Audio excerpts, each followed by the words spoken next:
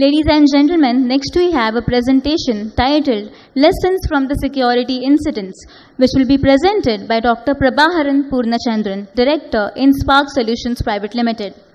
Dr. Poornachandran has over 2 decades of experience in computer science and comprehensive data security. Innspark was established as a result of his deep passion for leveraging cutting-edge technology to address real-world challenges. He is also security architect at Verizon and the World Bank Group. Over to you, sir. So also we humbly request you to complete the presentation in your allotted time frame of 10 minutes, sir.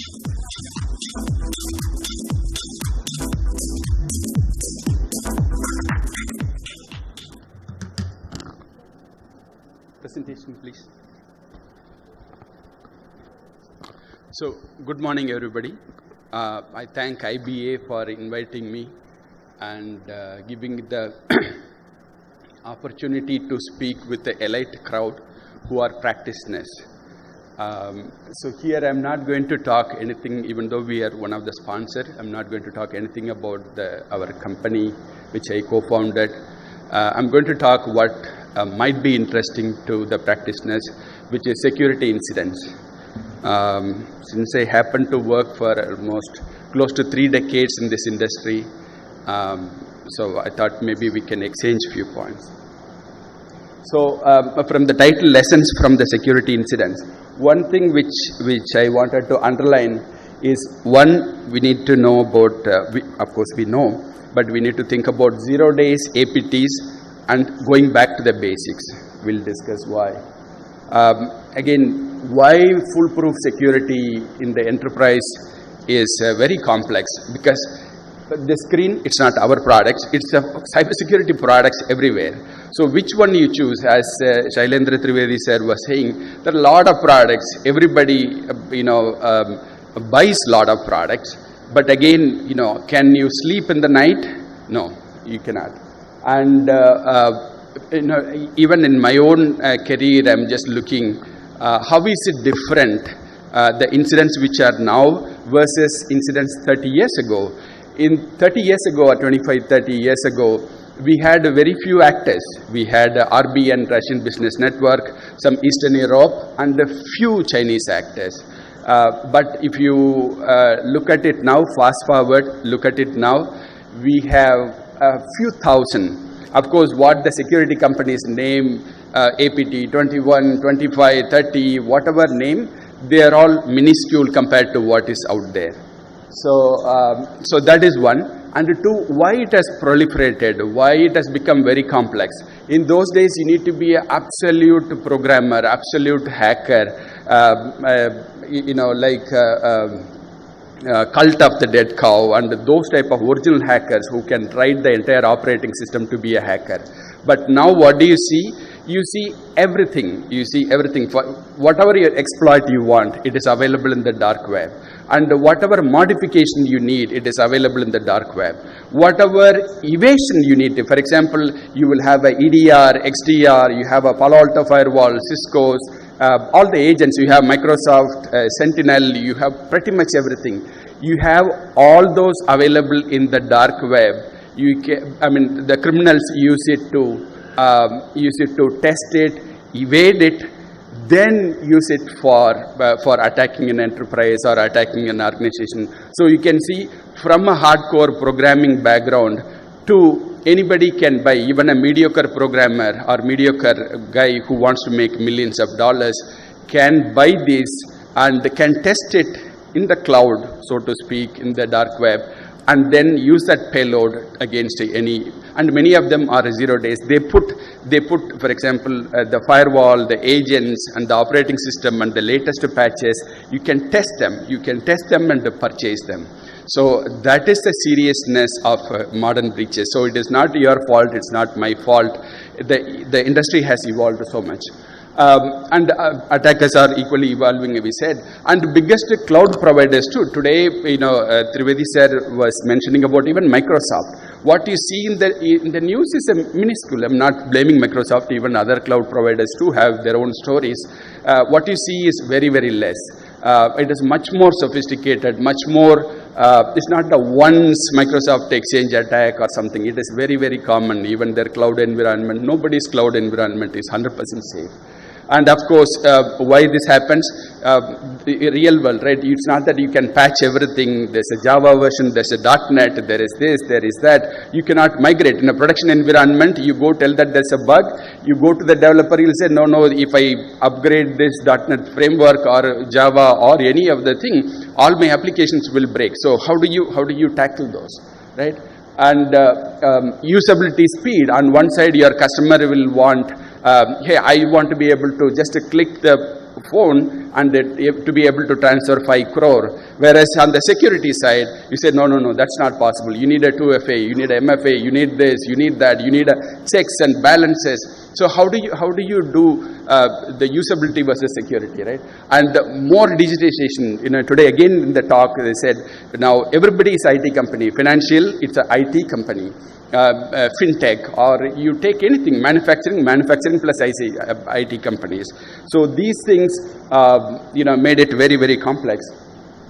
So again, we, what are some of those? These things are already all of us are familiar with. The only interesting thing is attackers use more currently the very same controls which we put to protect it from the attack. For example, if we are putting Active Directory or anything else, IAM or Zero Trust architecture, tools, technologies, they use that because that's the key to the kingdom. If you put the best firewall, if a firewall has a 0-day or misconfiguration, they use the very same tool which you use to protect. Okay, some of the lessons. Okay, I just, while there are thousands, including very famous case studies, some of them are IoT based, some of them are Microsoft, supply chain, all the group. We will just focus on just a few case studies, maybe less than 10, to see real case studies, incidents happen, and what we can learn. In one of the places where this attack happened, the attacker know very well the programming, very well engineering. He knows the columnar database. I don't want to mention the vendor name.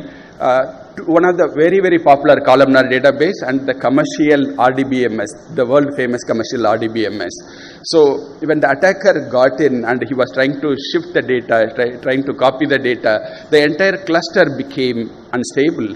So the attacker wrote programs to stabilize those cluster and take the data. So you have somebody who is exceptionally well, same or better than your developers, the people who develop the system. So again, so some of the lessons are, not just some of the logs or some of the events, even stability could be an indication of attack.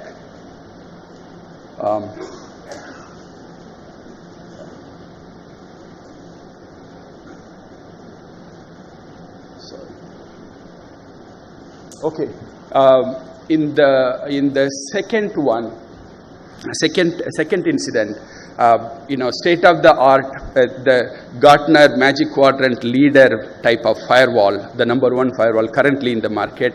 But then somebody who does a backup of the configuration has left a configuration in the jump server. And interestingly, the attacker first took that configuration, read that, okay, so it is services, 443 is allowed because if you don't allow 443, your customers cannot, come in.